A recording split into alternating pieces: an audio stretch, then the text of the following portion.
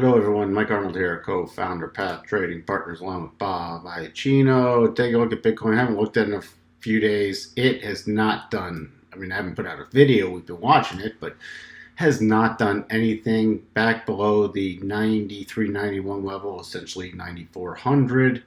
3 closes in a row, finding support around our 91.50 level. You see here with the rising 50-period exponential moving average. Short-term level, we're going to keep an eye on. It's getting tighter and tighter, so at some point it's going to break out of this range. But here's the new major level we're watching. Let me remove a couple of these minor levels. Here we go. So the major level we're watching right now is about 92.70.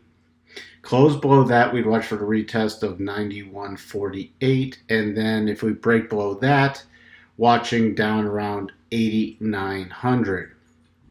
Rotation zone's just gone flat. It's got a slight downward slant to it, and it's crossed with the 8 below the 21, but we're really ignoring it as long as it's in between these two key levels.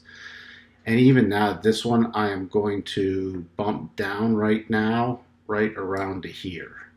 So you line up with that key close, open there, a couple highs, another key close.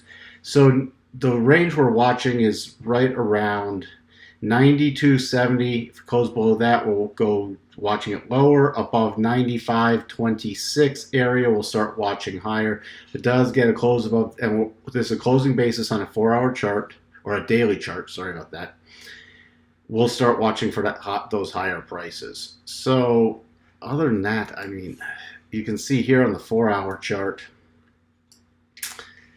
just not much going on. It's just in this big consolidation phase. So I'm just going to be watching the longer term charts. So the daily charts of both Ethereum and Bitcoin, and waiting for it to break out of this key area.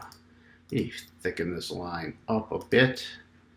It is a little too, oops, there we go, that's the line we want. Now you can clearly see the ranges we are watching. Let me switch over to Ethereum.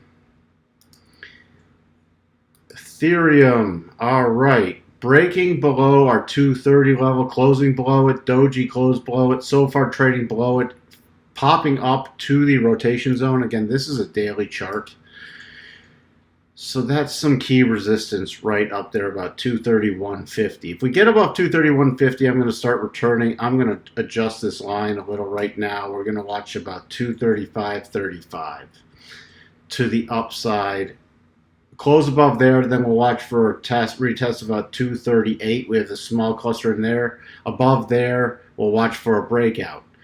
Right now, if we start rotating back down, you see this first little area of support. We have multiple candle wicks. We don't normally focus on the candle wicks, but we have about 3 of them pretty much lining up. So here, here, here. So right around this 225 level. If we start getting below 225 on a closing basis, then we're going to start watching to about 220. Then the lower levels, 217.79, 213 cluster, and 208.84. If we do get out of this to the upside, we have a lot of overhead resistance. Remember, there was a huge consolidation all the way at the beginning of June, a little higher, up around this 240 to 248 level. So even if we break to the upside, there's just another consolidation area to run into. So it's really got to plow through this, and on a closing basis, get about 248.50. Not much to talk about. It's both Bitcoin and Ethereum have to get out of this range, either higher or lower, to get some real movement going, and then it will become much more tradable again. Until that happens, we'll talk to everyone soon. Bye for now.